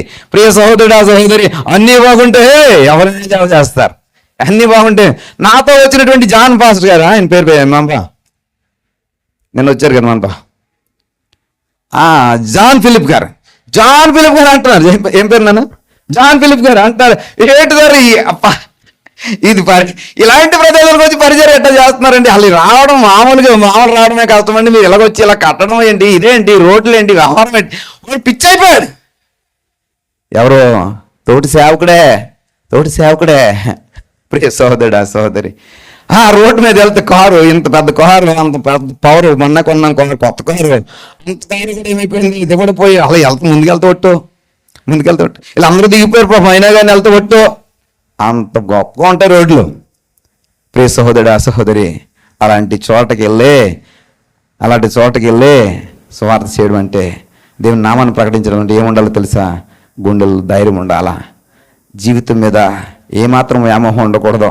వ్యామోహం ఎవరి మీద ఉండాలండి? దేవుడి మీద ఉండాలా. హల్లెలూయా. నిజానికి నిన్న వీకెండ్, మంత్ ఎండ్, ఈ రెండు తెలుసా? ఎందుకు తెలుసా? మా సంబంధించిన ట్రాన్సాక్షన్స్ అన్నీ కూడా క్లోజ్ అయిపోయినాయి. అరే నన్ను ఎంతమంది కాంటాక్ట్ చేయడానికి ప్రయత్నం చేశారో ఒక్క సిగ్నల్ రాదు. అక్కడికి వెళ్ళాము, మళ్ళీ బయటకు వచ్చేటప్పుడు ఒక్క సిగ్నల్ ఉంటే మళ్ళీ సాయంత్రం 4 గంటల వరకు ఒక్క ఫోన్ కాల్ రాదు, ఒక మెసేజ్ రాదు. పాపం వీళ్ళు నా ఫోన్లు ట్రై చేసి మెసేజ్లు కూడా పెట్టారు. మెసేజ్లు పెడితే అవి వస్తాయి, మెసేజ్లు వస్తే ఫోన్ ఎలా వస్తుంది కదా. ఏమన్నా అంతగా మేము సత్సంబంధం లోకానికి కనెక్షన్ ఏమైపోద్దండి? కట్ అయిపోద్ది. మీ అందరికీ తెలుసు, ఇక్కడికి వచ్చిన వాళ్ళు చాలా మంది వచ్చాం, మనం అందరూ వచ్చారు కదా. కట్ అయిపోద్ది. అసలు ఇక్కడ ఏం జరుగుతుందో కూడా ఎవరికి తెలియదు. ప్రియ సహోదరుడా, వీకెండ్, మంత్ ఎండ్, ఈ రెండు targets, month end targets, weekend targets అన్నీ ఒకే రోజు చేయాలా? ఎందుకని ఈరోజు ఆదివారం, రేపు ట్రాన్సాక్షన్స్ ఉండవు. ఎందుకంటే ఫైనాన్షియల్ థింగ్స్ అన్నీ కూడా January 28 క్లోజ్ అయిపోతూ ఉంటాయి. నేను లాస్ట్ డేట్. ప్రియ సహోదరుడా, ఆయనను ఏది ప్రాముఖ్యమండి? దేవుని సన్నిధే, దేవునికి పరిచర్య, దేవునికి సువార్తే ప్రాముఖ్యమైంది. ప్రియ సహోదరుడా సహోదరి, దేవుడు తన మహిమను ఇక్కడ నీకు నాకు చూపించడానికి వచ్చాడు. పదవ ఎదుట మోసని నిలబెట్టి గొప్ప గొప్ప కార్యాలు చేశాడు. దేవునికి మహిమను ప్రదర్శించాడా లేదా? దేవునికి ఉద్దేశం చూద్దాం. నన్ను చూడండి, నా వాక్యాన్ని వినండి. దేవుని స్తోత్రం. మహిమ పరచడానికి మోస ఎదుట, పరవ ఎదుట మోసని నిలబెట్టాడు. అప్పుడు పాము అయిపోయింది, నీళ్ళు రక్తం అయిపోయినాయి. ఈ కథ అంతా మనకు తెలుసు కదా. అప్పుడు పొర ఏమన్నాడు, ఈ మాత్రం దానికి పెద్ద బడాయి ఎందుకురా, దానికి మాత్రం మహిమ ఎందుకురా, రమ్మని రా మా వాళ్ళని పిలుస్తానండి అని చెప్పి ఎవరిని పిలిచాడు? ఈ చిల్లంగా చేసేవాళ్ళని, చేతబడి చేసేవాళ్ళని, మంత్రసాలని పిలిచాడు. పుస్ అని మార్చేశాడు. ఇది నీళ్లను రక్తంగా మార్చేశారు. సింతేనా? పాముని కర్రని పాముగా మార్చేశారు. దానికి మళ్ళీ దేవుని మహిమ రావాలేంటి? ప్రియ సహోదరుడా, సహోదరి, దేవుని మహిమ దానికి కాదు. నిన్ను బానిసత్వం నుంచి విడిపించడానికి దేవుని మహిమ కావాలి. నేను స్వతంత్రంలో నడిపించడానికి దేవుని మహిమ కావాలి. పాలు తేనెలు ప్రవహించే దేశంలో నిలబెట్టడానికి ఖచ్చితంగా దేవుని యొక్క మహిమ కావాలి. అని చెప్తాం. నిన్ను ఆ విధంగా ఆశీర్వదించాలనుకుంటున్నాడు ఆయన. కర్రను పాముగా మార్చేసో, నీళ్ళను రక్తంగా మార్చేసో, ఈ మాత్రం అంతసార్లు చేయలేదండి. కానీ నిన్ను విడిపించాలనుకుంటున్నాడు. చూసావు, దానికోసం ఆయన మహిమను పట్టుకుని ఇక్కడికి వచ్చాడు. దేని నుండి నశించిపోతున్న దాన్ని వెతికి రక్షించడం కోసం ఆయన మహిమను ఇక్కడ తీసుకొచ్చాడు. ప్రియ సహోదరుడు, ఆ సహోదరి, ఆయన మహిమను నిన్ను విడిపించడం కోసం, నీ బంధకాల నుండి విడిపించడం కోసం, నీ పాప బ్రతుకు నుండి విడిపించడం కోసం, నీ యొక్క అవిధేయతల నుండి విడిపించడం కోసం, అపరాధం నుండి విడిపించడం కోసం, అది దేవుని మహిమ కావాలి. ఇది ఎవరి వలన కాదు ప్రియ సహోదరుడా, ఎవరి వలన కాదు. ఇది ఎవరి వలన కాదు. ఏది నిన్ను విడిపించడం ఎవరి వలన కాదు, ఎవరి వలన కాదు. అది ఎవరి వల్ల అండి? దేవుని యొక్క మహిమకు మాత్రమే సాధ్యం. అంటే ఇప్పుడు నువ్వు విడిపించబడి దేవుని సన్నిధిలో ఉన్నావంటే దేని బట్టి అండి? దేవుని మహిమను బట్టి. ఒకసారి స్తోత్రం చెప్తావా?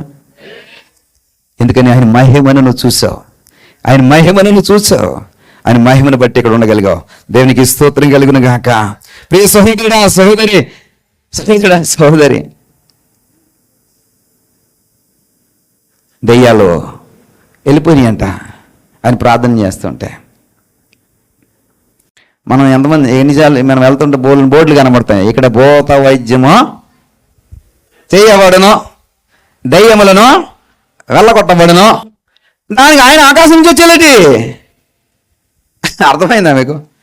మా భూత వైద్యుడి దగ్గరికి పోయి తాయెత్తు కట్టేసుకుంటారు, మనం చచ్చులు కూడా కట్టేస్తున్నారు. మీకు ధనమమ్మా, ఏది ఈ తాయెత్తులు బాబాల దగ్గరికి పోయి కట్టేస్తున్నారు. మధ్యన మా ఫోన్లే కట్టకండి, నా ఆత్మ కోసిస్తుంది. అర్థమైందా? నిన్న పాస్టమ్మ గారు, ఒక పాస్టమ్మ గారు చుట్టీలు కాళ్ళకి చుట్టీలు మెట్ల ఏమంటారు దాన్ని, మెట్ల పెట్టుకుని వచ్చారు. పాస్టర్ అమ్మ ఆరాధన అయిపోయింది, అందరిలో అంటే మళ్ళీ పెడుతుందని చెప్పి పిలిచి చెప్పాను. మెట్లు ఎందుకు పెడతారమ్మా, నువ్వు పాస్టర్ అమ్మో, మెట్లు పెట్టుకురావచ్చా అన్న. అయ్యగారు అదే అంటే పెద్ద పాస్టర్లు ఏం కాదులే, పెద్ద పాస్టర్లు అంటే మళ్ళీ కొరత తీసుకోకండి, చిన్న సంఘం చిన్న పాస్టర్ ఏదో అలాగా. ఎందుకో మెట్లు పెట్టుకున్న వాళ్ళని దాచేసుకుంటున్నారా? ఎవరిని పెట్టుకుంటున్నారు? నేను కాళ్ళు ఎప్పుడు చూడండి, మొక్కమే చూస్తా అంటాను.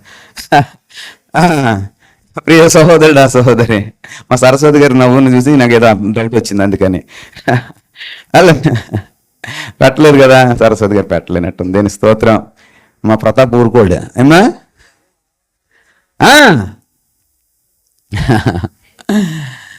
దక్షుడు అనేటువంటి ప్రజాపతి ఒక రాజు యజ్ఞం చేస్తూ శివుణ్ణి పార్వతిని ఆహ్వానించలా, ఆ యజ్ఞానికి అతిథులుగా రండి అని. నోరు మూసి ఉండొచ్చు కదా. అయినా ఎవరు నాకు పెళ్లి కార్డు రాకుండా మీరు వెళ్తారా? ఆహ్వాన పత్రిక అందకుండా నన్ను పిల్లదో అంటాం. ఈ మధ్య నేను చావుకు కూడా పిల్లలు అంటున్నారు కదా. చావుకు పిలవకుండా వెళ్ళంటారా బాబు?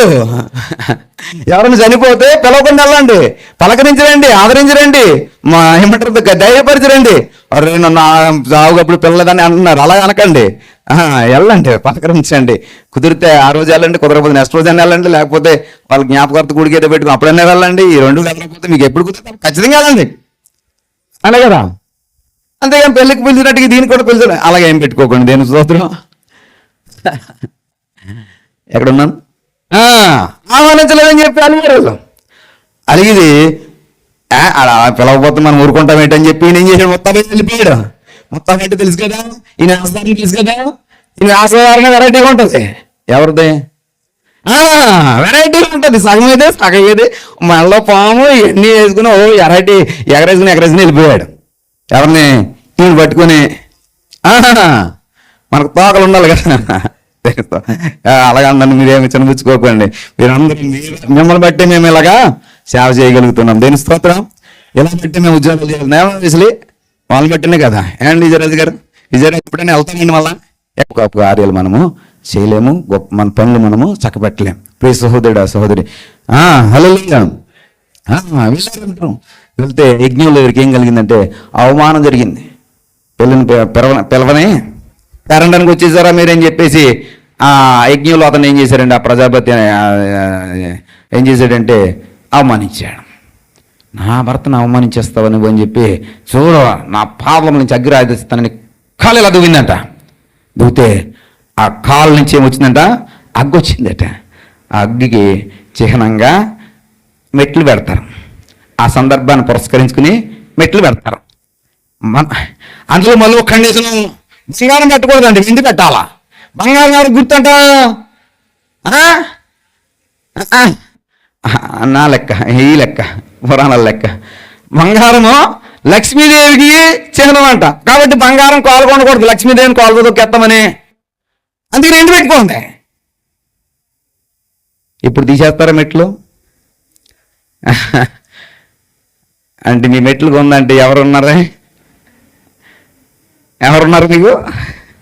ఆమె అంటే ఆ శివుడు ఆ మొగుడికి కలిగిన అవమానాన్ని బట్టి కోపం వచ్చి అగ్గి రాజేసిందంట. మీకేమి దేవుడు మిమ్మల్ని, మీ భర్తలు నేను సూపర్గా ఉంచాడు. వాళ్ళకేం అవమానం? ఎవరికైనా అవమానాలు ఉన్నాయండి ఇక్కడ? ఎవరికి లేవు కదా. వారిని దేవుడు రాజకుమారులుగా చేశాడు. ఇంకెందుకమ్మా మీకు మెట్లు? ఎందుకమ్మా మెట్లు అని అంటారు? మెట్లు కాదా, ఊరుకోండి. మెట్లు చుట్లు. దేవుని స్తోత్రం.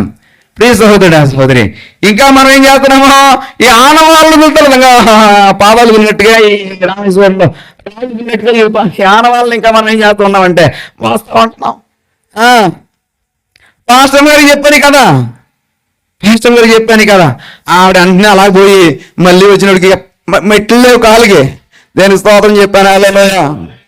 వాక్యం అక్కడ ఏమైందండి? ఫలించింది. దేని స్తోత్రం. నువ్వు ఎప్పుడు ఇలాగ ఉండాలమ్మా? దేని స్తోత్రం. వాక్యము ఫలించింది. ప్రియ సహోదరుడా సహోదరి, ఇప్పుడు నేను చెప్పిన మాటలు కూడా ఫలిస్తాయని అనుకుంటున్నాను. ఫలిస్తాయా అంటే ఫలిస్తాయా? మీరు చెప్పాలి. ఇప్పుడు ఫలిస్తాయి. దేని అంటే దాని అర్థం ఏంటంటే తీసేస్తారని. దేని స్తోత్రం. హల్లెలూయా. వాక్యం అలా ఫలించాలా? ప్రియ సహోదరు, నువ్వు తెలియకుండా నేను విగ్రహారాధన చేస్తున్నావు. ధనాపేక్ష విగ్రహారాధన, ఇలాంటి విషయం కూడా విగ్రహారాధనే. కాబట్టి ప్రియ సోదరుడు, బైబిల్ ఎక్కడ ఉందండి మెట్లు పెట్టుకోవద్దని, బొట్టు పెట్టుకో? ఈ ప్రశ్నలో చెప్తున్నాను. నీవు విగ్రహారాధన సంబంధించిన ఏ ఆనవాలు నీలో ఉండకూడదు. దానికి సంబంధించిన ఏ ప్రతిమ నీ దగ్గర ఉండకూడదు, ఏ బొమ్మ నీ దగ్గర ఉండకూడదు. అంటే దాని అర్థం అదే కదా ప్రియ సోదరుడా సోదరి. కాబట్టి వాక్యం ఫలించాలని కోరుకుంటున్నాను. ఆమేన్. హల్లెలూయా. ఫలించాలా? దేని స్తోత్రం. ఇక్కడ దెయ్యాలు పాల్గొనడం యేసుప్రభువు వారు చేస్తున్నారు, మనం భూత వైద్యులు కూడా చేస్తున్నారు. ప్రియ సహోదరుడా సహోదరి, యేసుప్రభువు వారి దగ్గరికి వచ్చినటువంటి వ్యక్తికి దయ్యాన్ని విడిపించి ఆ దయ్యాలను ఎక్కడికి పంపించాడండి? లూకా సువార్త 8వ అధ్యాయం 33వ వచనంలో రాయబడింది. ఈ దయ్యములను విడిపించుట యేసుక్రీస్తు వారికి సాధ్యమైంది. అయితే గ్రీకు పదము ఎక్బలో అంటే, వినండి, ఎక్బలో అంటే అంటే గ్రీక్ బైబిల్లో రాయబడిన మాట ఏంటంటే ఎక్బలో అంటే బలవంతముగా దయ్యములను తీసి పంపించుట. భూత వైద్యుడు దయ్యాలు పంపిస్తాడు, తీస్తాడేమో నాకు తెలియదు, నేను ఎప్పుడు పోలా, నాకు అవసరం లేదు. దయ్యాలే నా దగ్గర రావు, నాకు మహా భయపడిపోతాయి ఇవి. హల్లెలూయా. దేని స్తోత్రం. దయ్యాలు భయపడిపోతాయి. నిన్న రిటర్న్ వచ్చేస్తున్నప్పుడు మా వేరే సేవకులు అంటున్నారు, దయ్యాలని పాల్గొన చేశారండి ఇక్కడ అంటున్నారు. దేని స్తోత్రం. ఇక్కడ ఉన్న దయ్యాలన్నింటినీ కూడా పాల్గొన చేశారు అంటున్నారు. ఈ సేవకులు అందరూ అయిపోయిన తర్వాత డిస్కషన్ చేసుకుంటున్నారు, ఎక్కడికి వెళ్ళి పక్కకి వెళ్ళి డిస్కషన్ చేసుకుంటున్నారు. ఈ మాటలన్నీ మా ఎవరు నువ్వు విన్నావా నాన్న? శ్రీనా, నువ్వేనా విన్నావు? ఎవరు చెప్పారు నాతో? ఐజాక్ మాస్టర్ గారా? మీరేనండి అయ్యారు. వీళ్ళందరూ డిస్కషన్ చేసుకుంటున్నారు. ఆయన ఆత్మ ఆవేశంతో చెప్తున్నప్పుడు మనం అలా డిస్టర్బ్ చేయకూడదు, అలాగా అడ్డుపడడం ఎంత తప్పు. ఆయన ఆత్మ ఆర్పే ప్రయత్నము ఈ జోసఫ్ అనేటువంటి వ్యక్తి చేశాడు, ఎంత దుర్మార్గం అది అని చెప్పి ఆ ఆవేశంతో కూడినటువంటి మాటలు ఎక్కడ ఎలాంటి వినము, ఎక్కడ కూడా ఎలాంటి ధైర్యం చేయరు, ఎలాంటి సాహసం చేయరు అని చెప్పి వాళ్ళు చెప్పుకుంటున్నారట. దేని స్తోత్రం. ప్రియ సహోదరుడు, ఆ సహోదరి, అర్థమవుతుందండి? అలా ఉండాలి దేవుని యొక్క వాక్యం, దేవుని యొక్క పరిచర్య. ఆ మీటింగ్కి ఒక ఆర్ఎస్ఎస్, ఒక హిందూ బాగా పూజలు బాగా ఇది చేసేటటువంటి ఒక నాయకుడు వచ్చాడు, ఒక ప్రజానాయకుడు వచ్చాడు. ఈ ప్రజానాయకుడిని వెనకాల కూర్చుని నా స్టేజ్ మీద నా సీటు పక్కనే కూర్చున్నాడు ఆయన. ఈయన కూర్చోబెట్టి నేను ప్రసంగం చేస్తూ ఉన్నాను. ఆ తర్వాత లాస్ట్లో ఆయనకి ఒక రెండు మాటలు గ్రీటింగ్స్ చెప్పమని చెప్పి ఆయనకి అవకాశం ఇచ్చారు. ఆయన చెప్పిన మాట ఏంటో తెలుసా? ఈ డాక్టర్ గారు అంటే నాకు చాలా గౌరవం. ఈ ఊరిలో ఏమీ లేదు, ఈ ఊరు చాలా చిన్న ఊరు. మా బ్రదర్ చెప్పారు కదా ఇప్పుడు, చాలా చిన్న ఊరు, ఈ ఊరికి ఏమీ లేదు. ఈ బ్రదర్ వచ్చిన తర్వాత, ఈ పాస్టర్ గారు, ఈ డాక్టర్ గారు వచ్చిన తర్వాతే ఈ ఊరికి అన్నీ వచ్చాయి. ఈ ఊరు అభివృద్ధి చెందింది, ఈ ఊరికి రోడ్డు వేయబడింది, ఈ ఊరికి వాటర్ వచ్చింది, ఈ ఊరికి కరెంట్ వచ్చింది. దేని స్తోత్రం. ఇది మీ అందరికీ తెలుసు, అవునే కదా అని చెప్పి ఈరోజు వాక్యం ఏంటంటే నా గుండెల్లో దడ పుట్టుకుందని అన్నాడు. నేను ఇంకా ప్రభువుని నమ్ముకోలేదంటే నాలో దడ స్టార్ట్ అయిపోయిందని అన్నాడు. గుండెలు పుట్టుకుందని అన్నాడు. అంటే అర్థం ఏంటంటే వాక్యం ఇక్కడ పనిచేసింది. నేను మొన్న ఆదికాండం చదివినాడు, ఆదికాండం దేవుడు నీతో మాట్లాడతాడు. దేవుని వాక్యం చెప్పేలాగా చెప్తే పని చేస్తుందండి. నేను వెళ్ళి సువార్త చెప్తుంటే ఒక కరపత్రం ఇచ్చాం ప్రారంభ దినాల్లో, ఇంకా కొద్ది రోజుల్లోనే మనము లాసెన్స్ వేలో మన మందిరం ఉన్నప్పుడు. కరపత్రం చదివిన తర్వాత ఒక అతను నన్ను ఫోన్ చేసి తిట్టాడు. ఎలాగ తెలిసాడా? ఆ కరపత్రంలో ఉన్న నెంబర్ ఏమని తిట్టాడండి? బూతులు, ఆ కొడక ఈ కొడక అని బూతులు తిట్టాడు. లిటరల్లీ. నేనేమనుకున్నాను తెలుసా? నా భార్యతో ఏమన్నాను తెలుసా? వాడు నన్ను తిడుతున్నాడంటే అక్కడ వాక్యము పనిచేస్తుంది. ఆమేన్. తిడుతున్నాడంటే, నన్ను కొడుతున్నాడంటే, నన్ను వ్యతిరేకిస్తున్నాడంటే వాడు ఏం చేస్తున్న వాక్యము పనిచేస్తుంది. ఉంది. నీకు ఎంతమంది ఎంపీలు కావాలి అంతమంది ఎంపీలు నీ చేతిలో ఉన్నారు. ఒక చట్టం చేయడానికి నీకు అధికారం ఉంది, ఒక శాసనం చేయడానికి అధికారం ఉంది. ఈ రోజు నుంచి ఈ శాసనం అమలు చేయడానికి నీవు ఒక మాట అంటే నీకు సహకరించి ఓటు వేయడానికి అనేక మంది ఎంపీలు ఉన్నారు. ఒక నిర్ణయం నువ్వు తీసుకోలేకపోతున్నావు అంటే that is the power of our almighty. అయినను నువ్వు ఈ రోజుకి ఒక శాసనాన్ని తీసుకురాలేకపోతున్నావు అంటే ప్రియ సహోదరుడు, సహోదరి, అది దేవుని యొక్క శక్తే.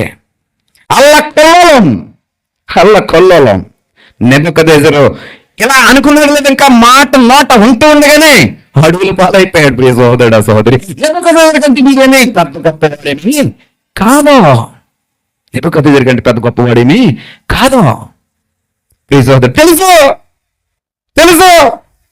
అరే మనకే వాకింగ్ చెప్పడానికి ఆ పాస్టర్ ఈ పాస్టర్ వస్తున్నాడు. దేశ ప్రధానికి వాకింగ్ చెప్పడానికి లేదా వాక్య పరిచర్య చేయడానికి ఎంతమంది ఉంటారు? పోటీ పడతారు. తెలుసుకోవడానికి ఆయన ఇంకా పోటీ పడతాడు. ఎందుకని? ఓటు శాతము మైనార్టీలకి ఎంత ఉందని తెలుసు. ఇక్కడ మైనార్టీలు ఓటు వేస్తే వాళ్ళకి గెలుస్తారు, వాళ్ళకి తెలుసు. కాబట్టి మన మైనార్టీ యొక్క సంఖ్య, మనం వెంబడిస్తున్న మన దేవుడు, అతని యొక్క శక్తి తెలుసుకుంటాడు లేదా? ఖచ్చితంగా తెలుసుకుంటాడు. తెలుసు అతనికి. అందుకనే వరుసగా 2 సార్లు అంటే ఇది మూడోసారి ఇప్పుడు అయ్యాడు. అయినను సాహసం చేయలేకపోతున్నాడంటే that is the power of Jesus Christ. అది సంభూతుడు ఏమైనా చేయగలడు, ఏదైనా చేయగలడు. ప్రియ సహోదరుడు, సహోదరి, అందుకనే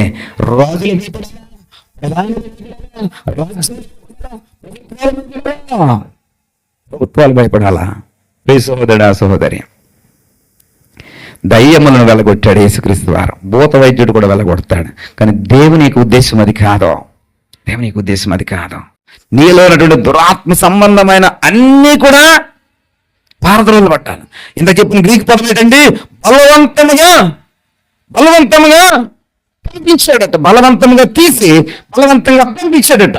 అంటే బలవంతంగా అంటే అవి ఎంత పిస్తరేసి కూర్చున్నాయి చూడండి, ఎంత పాతికిపోయినాయి చూడండి, ఎంతగా ఏలుబడి చేస్తున్నాయి చూడండి.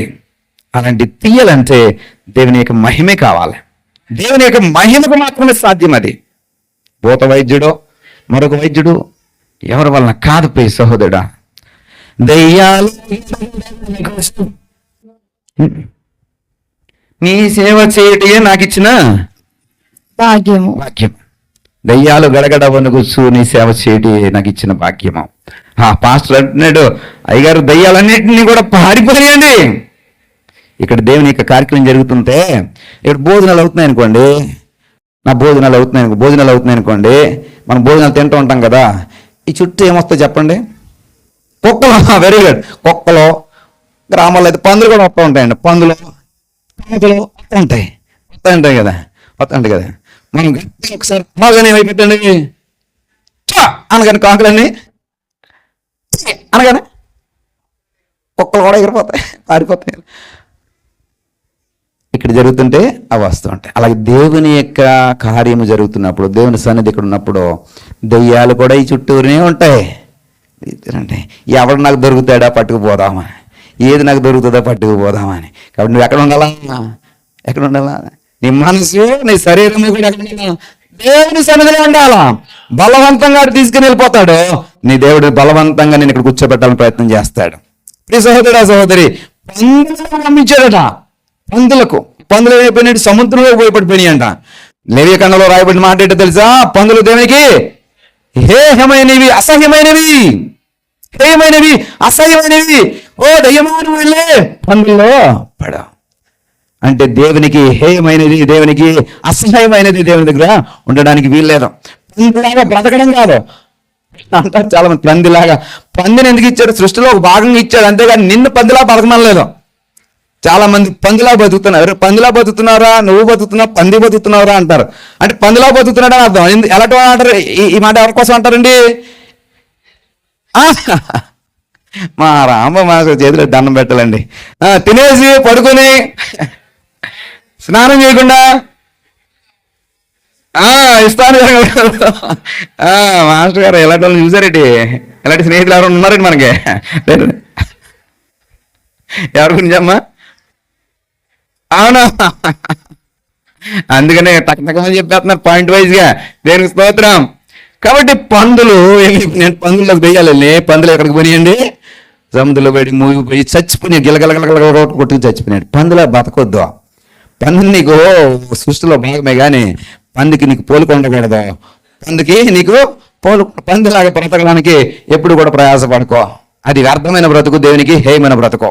కాబట్టి పాపం వీడి నుంచి దెయ్యం విడిపించబడి దెయ్యాలు ఎక్కడికి వెళ్ళి అక్కడ పడితే పందులు వెళ్ళి నీటిలో పడి సముద్రంలో పడి చచ్చాయట.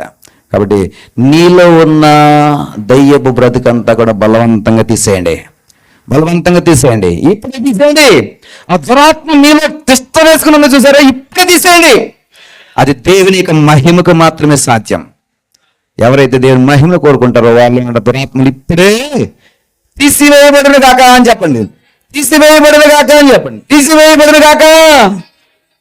పోయి పందులలో పడి చచ్చును గాక. ఈ పంది లాంటి బ్రతుకు ఈ రోజుతో అంతమగును గాక అనండి. పంది లాంటి బ్రతుకు ఈ రోజుతో అంతమగును గాక అనండి. ఆమేన్. దేవుని మహిమను నువ్వు చూస్తావు. ప్రియ సహోదరా, ఎండ మిట్ట మధ్యాహ్నము ఆకలేస్తోంది, అలసిపోయి ఉన్నాడు, అయినా కానీ ఒక్క స్త్రీకి సువార్త చెప్పడానికి వెళ్ళాను. ఎండ మిట్ట మధ్యాహ్నము ఆకలేస్తుంది, అలసిపోయాడు, ఆయనను ఒక్క స్త్రీకి సువార్త చెప్పడానికి వెళ్ళాడు. ప్రియ సహోదరుడా, సహోదరి, ఇక్కడ సువార్త ఒకటి కాదు అర్థం. సువార్త చెప్పడం ఒకటే కాదు మాట. దేవుని యొక్క మహిమను అక్కడ చూపించాలి. ఎందుకని ఆ మహిమ అక్కడ కనపరచాలి. ఎందుకని వారు దేవుని యొక్క మహిమకు దూరంగా ఉన్నారు. కాబట్టి దేవుని యొక్క మహిమ అక్కడ కనపరచాలి. అంటే మిట్ట మధ్యాహ్నం డోంట్ కేర్, ఆకలేస్తుంది డోంట్ మైండ్, దాహం వేస్తుంది డోంట్ మైండ్. అంటే శిష్యులు అలిసిపోయి, అయ్యా ప్రభు ఆకలేస్తుంది ఏం తిన్నామంటే, పోయి పట్టణానికి పోయి అక్కడ ఏం పార్సల్ దొరుకుతాయి తీసుకుని వచ్చేయండి. అప్పుడు మనకులాగా ఈ పార్సల్ ఆర్డర్ వరకు వచ్చే సిస్టమ్ లేదు కాబట్టి మనం పోయి తెచ్చుకోవాలా. ఇప్పుడు ఉన్నాయి కదా మనకి స్విగ్గీలు, ఇంకా అబ్బరా అమ్మ ఒబ్బరు, ఇంకా కొత్త పిక్ ఆట ఇదన్నా అమెజానా ఇవన్నీ కూడా ఉన్నాయి కదా, అప్పుడు లేవు. కాబట్టి శిష్యులే పోయి ఊర్లోకి వెళ్ళి భోజనాలు తీసుకురావాలి. అప్పుడు మధ్యాహ్నం 12 గంటలు అయింది. 4వ అధ్యాయం యోహాను సువార్త రాయబడింది మధ్యాహ్నం 12 గంటలు. అంటే యేసుప్రభు వారికి మధ్యాహ్నం 12 గంటలకు భోజనం చేయడం అలవాటు. యేసుక్రీస్తు వారికి మధ్యాహ్నం భోజనము 12 గంటలకు చేయడం అలవాటు. నాకైతే 2:30, 3 అయిపోద్దని పోయి, అది మంచి అలవాటు కాదు. 12 గంటలకు తినండి యేసుప్రభు వారిలాగా, అది మంచి అలవాటు. 12 నుంచి 2 గంటల లోపు చేసేయండి, అది మంచి అలవాటు. యోహాను సువార్త 4వ అధ్యాయంలో రాయబడింది, ఆయన మధ్యాహ్నం 12 గంటలప్పుడు ఆకలి వేస్తుంటే శిష్యులు వెళ్ళి భోజనం తీసుకురావడానికి ఊర్లోకి వెళ్ళారు. అప్పుడు సువార్త చెప్తున్నారు ఎవరికి? సమరయస్త్రీకే. ప్రియ సహోదరుడు, ఆ సహోదరి, ఆ సిస్టర్ పేరు పొతినా. PHOTINA.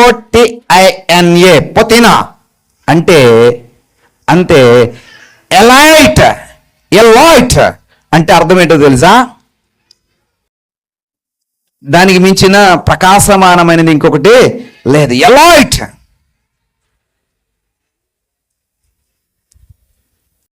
కానీ ఆమె ఎలా బ్రతుకుతుందండి?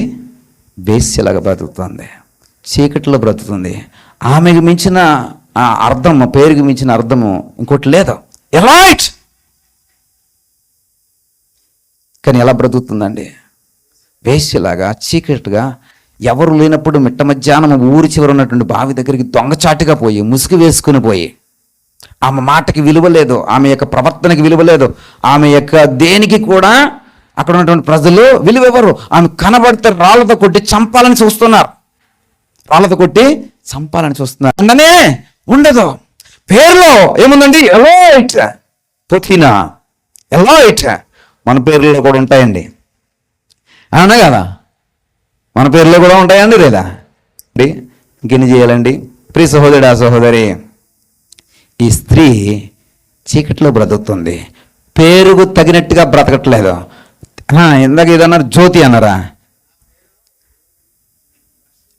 రక్షణ తీసుకున్న తర్వాత ఏం పెట్టారు చెప్పండి? ఇప్పుడు రిలీజ్ చేశారంటే మర్మాన్ని. జ్యోతి ప్రకాష్, దేని స్తోత్రం. మరి జ్యోతి లాగా ఇప్పుడు ఉన్నారా? రాంబాబు అన్న మాట తీసుకున్నా అలాగే ఉన్నారు. ఇప్పుడు అది ఎందుకు మనకు వద్దు, ఎన్ని విశేషం కదా, వాళ్ళని మెట్లు తీసేయమన్నట్టుగా అది కూడా తీసేయమన్నాను అనుకోండి. ఇప్పుడు ఏమయ్యారండి? జ్యోతి ప్రకాష్ అంటే జ్యోతి లాగా, ప్రకాశమానంగా, తేజస్సులాగా. ఈవిడ పేరు, మీ పేరు అంటే ఎవరి పేరు? ఎలైట్. తేజస్సుతో కూడినటువంటిది. ఎలైట్ అంటే ఇంగ్లీషులో జ్ఞానోదయం. ప్రియ సహోదరుడు, ఆ సహోదరి, ఇప్పుడు ఈమె చీకట్లో బ్రతుకుతుంది. దేవుని యొక్క ఉద్దేశం ఏంటో తెలుసా? ఎంత ఆకల్లో, మండుటెండలో అలిసిపోయిన స్థితిలో కూడా దేవునికి ఉద్దేశం ఏంటో తెలుసా? ఆమెకేదో సువార్త చెప్పడం కోసం కాదు, ఆమె పేరుకు తగ్గట్టుగా ఆమెని మార్చడం, ఆమెకు పేరుకు తగ్గట్టుగా ఆమెని జీవింపచేయడం, ఆమె పేరుకు తగ్గట్టుగా ఆమెని చరిత్రలోకి తీసుకురావడం. ప్రియ సహోదరుడా, ఇప్పుడు వరకు తిరస్కరించిన వారు ఇప్పుడు ఆమెను అంగీకరించాలి. ఇప్పుడు వరకు త్రోసివేసిన వారు ఆమెను చేరదీసుకోవాలి. ఇప్పుడు వారు ఆమె మాట అంటే చాలు కయ్యన పడిపోయేవారు ఇప్పుడు ఆమె మాట వినడానికి అతురపడాలి. ప్రియ సహోదరుడే, సహోదరి, 12 మంది అపోస్తులతో కలిపి ఆమెని కూడా సెయింట్ పొతినా అని విగ్రహం పెట్టి ఈ రోజుకి కూడా ఆమె యొక్క చరిత్రను రాశారు. జెరూసలేంలో స్పష్టంగా రాయబడి ఉంది. ప్రియ సహోదరా, ఏమైపోయిందండి? ఒక వేశ్య, చీకటి బ్రతికిన వేశ్య ఏమైపోయిందండి? సెయింట్ అయిపోయింది. సెయింట్ మదర్ తెరీసా అంటాను చూడండి, సెయింట్. ప్రియ సహోదరుడా, సహోదరి, యేసుక్రీస్తు వారు తన మహిమను బట్టి ఆమెను ఏం చేశారండి? సెయింట్గా మార్చేశారు. ఈ మహిమను బట్టి ఇప్పుడు వరకు ఆమె మాట అంటే కైమని పడిపోయే వాళ్ళు ఈమె మాట విని ఊరు వారందరూ ఆయన దగ్గర పరిగెట్టుకుని వచ్చేసారు. ఇప్పుడు అసలు వీళ్ళంటే వాళ్ళకి పడదు, కానీ వాళ్ళు ఏం చేస్తున్నారు? ఇప్పుడు ఈమె మాటని ఇష్టపడి, ఈమె మాట యొక్క అర్థాన్ని అంగీకరించి వారిని యేసుక్రీస్తు వారిని మా ఊరికి వచ్చి కొన్ని రోజులు అక్కడ ఉండమని రిక్వెస్ట్ చేస్తున్నారు. ఇదివరకు వీళ్ళు కనబడితే కొట్టేద్దామని చూసేవారు. ఈ సమరయులకి, యూదులకి అసలు పడదాం. పచ్చగడ్డ వేస్తే ఏమవుతుంది? బొగ్గు పడిపోద్ది. అలాంటిది యూదుడు కనబట్టి కొట్టేసే పరిస్థితి. కానీ ఇప్పుడు ఏమంటున్నారు సమరయలో? ఎవరు? యేసయ్యా మా ఇంటికి రా, మా ఊరికి రా, మా ఊర్లో ఉండో, మా ఊర్లో బస చేయి. ఎవరిని బట్టి? మార్చబడిన, మహిమను బట్టి మార్చబడిన సెయింట్ పుతీనా, సమరయ స్త్రీ. ప్రియ సహోదరుడా, దేవుని యొక్క మహిమ కార్యాలు ఇప్పుడు నీకు చూపించాలనుకుంటున్నాడు. ఒక్క మాట చదివి ముగించే ప్రయత్నం చేస్తాను, కుదిరితే. కుదరకపోతే విడిచిపెట్టనండి. ఓయ్, యోహాను 17:22. ఇప్పుడు ఈ మహిమను ఏమంటున్నాడు తండ్రి? యేసు ప్రభువు ఏమంటున్నారండి? నువ్వు నాకు ఇచ్చావో, ఇప్పుడు నేను వీరికి ఇచ్చేదను. అంటే ఈ మహిమను ఆయన మనకి ఇచ్చాడు. భూలోకములో దేవుని యొక్క మహిమ ఎవరికి ఇవ్వబడిందండి? మనకివ్వబడింది. ఈ మహిమను బట్టి మనం ఏమవ్వాలండి? అద్భుత కార్యాలు చేయాలి, ఆశ్చర్య కార్యాలు చేయాలి, నిలబడాలా, తట్టుకోవాలా, గొప్ప గొప్ప గొప్ప విప్లవాలకే నాంది పలకాల. ప్రియ సహోదరుడు, ఆ సహోదరి ఒక సంఘముగా నిలబడాలా. ప్రియ సహోదరుడు, ఆ సహోదరి నేను చనిపోవచ్చు, నువ్వు చనిపోవచ్చు, కానీ సంఘము బ్రతికే ఉంటుంది. అలాంటి సంఘములో నువ్వు పాలివాడు అవ్వాలా. ప్రియ సహోదరుడు, ఆ సహోదరి, భూలోకములో మహిమ ఇప్పుడు ఎవరికి ఇవ్వబడిందండి? మనకి ఇవ్వబడింది. ఈ మహిమ గొప్ప కార్యాలు చేస్తుంది. యేసుక్రీస్తు వారు గొప్ప కార్యాలు కాదు, మహాద్భుత కార్యాలు చేశాడు. ఇప్పుడు ఈ కార్యాలను నీవు జరిగించాలా. నాకంటే కూడా మీరు ఎక్కువ కార్యాలు చేయగలరని చెప్పిన దేవుడు ఆయన. మనం ఏం చేస్తున్నామంటే ఈ మహిమని దేనికోసం వాడుతున్నాం తెలుసా? తలనొప్పికి, కడుపు నొప్పికి, విరోచనాలకి, లూజ్ మోషన్స్ అయిపోతున్నాయంట, ప్రార్థన చేయాలా, వీటికి వాడేస్తున్నామా? ప్రియ సహోదరుడా, ఎలా దానికి వాడాలండి? ప్రియ సహోదరుడా, సహోదరి, గొప్ప గొప్ప కార్యాలు చేయడానికి ఇప్పుడు ఈ మహిమనికి ఇవ్వబడింది. ఈ మహిమకు తగినట్టుగా బ్రతికే ప్రయత్నం చేద్దాం. భూలోకంలోని మహిమ కేవలము నీ కొరకే, నీకివ్వడం కొరకే. ఆ మహిమను ఇక్కడ తీసుకుని వచ్చాడు. లోక మహిమ నాకొద్దు, నా మహిమను నేను వీరికి ఇస్తాను. ఈ లోకానికి ఇస్తాను, లోకంలో నా నెలలకి ఇస్తాను. ఈ లోక మహిమ వృధా ప్రయాస. మనం ఇంకా లోక మహిమని వెంటాడుతున్నామా? వద్దండి. లేచి నిలబడదాం. అయ్యా, నీ మహిమ నాకు కావాలి. నీ మహిమ తగినట్టుగా నేను బ్రతుకుతా, నీ మహిమ తగినట్టుగా నేను జీవిస్తా, నీ మహిమ కార్యములకు తగినట్టుగా నేను ఉండబడతా. నువ్వు అనకపోతే నదులు అంటున్నాయి నీ మహిమను నేను ప్రచురపరుస్తానని. నువ్వు అనకపోతే పర్వతములు అంటున్నాయి నీ మహిమను మేము ప్రచురపరుస్తామని. నువ్వు అనకపోతే ఏమన్నాయండి? తరంగపు పొంగులు అంటున్నాయి నీ మహిమను మేము ప్రచురపరుస్తామని. ఎప్పుడు చెప్పలు పడిపోనండి.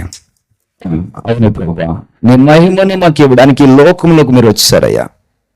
లోక మహిమను పొందుకోవడానికి, లోక మహిమను పట్టుకుని వెళ్ళడానికి కాదయ్యా.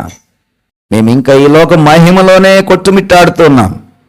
మీరైతే మీ మహిమను, మీకు ఇవ్వబడిన మహిమను, తండ్రి నుండి మీరు పొందుకున్న మహిమను ఇదిగో నిన్న మాకివ్వడానికి ఇక్కడికి వచ్చి ఉన్నారయ్యా. నీ మహిమ కార్యములు సాదృశ్యముగా మాకు చూపించి వెళ్ళారయ్యా. అయ్యా, ఈ మహిమను పొందుకోలేక, మహిమ యొక్క అర్థం తెలియక, మహిమ యొక్క సాదృశ్యత తెలియక, ఇదిగో ప్రభా, ఈ మహిమ కార్యములకు మేము దూరం అయిపోతున్నాం. మా బ్రతుకుల్ని మా బ్రతుకుల్లో అర్థవంతమైనటువంటి స్థితి లేకుండా బ్రతుకుతున్నాం. అవునయ్యా, మేము పంది బతుకుతుంది, మేము బతుకుతున్నాం అన్నట్టుగానే ఉంటున్నామేమో. అందుకనే పందులు నీకు హేయమైనవి, దయ్యములను వాటిని పంపించి వాటిని సముద్రంలోని పడవేసి వాటిని వెలవెల కొట్టుకుని చనిపోయేలాగా చేశారు. హేయమైనది నీకు ఇష్టం లేదయ్యా. నీకు ఇష్టమైన దాన్ని మేము కలిగి ఉండాలి. అలాంటి జీవితాన్ని మాకు ఇవ్వండి. నీ మహిమను మేము పొందుకుని మహిమకు తగినట్టుగా నడుచుకోవాలి. అలాంటి బ్రతుకును మాకు ఇవ్వండి. ఎలా వచ్చామో అలా వెళ్ళిపోవడం కాదయ్యా. నీ వాక్యమును పట్టుకుని వెళ్ళడానికి సహాయం దయచేయండి. నీ మాట పట్టుకుని వెళ్ళడానికి సహాయం దయచేయండి. నీ కార్యములను పట్టుకుని వెళ్ళడానికి సహాయం దయచేయండి.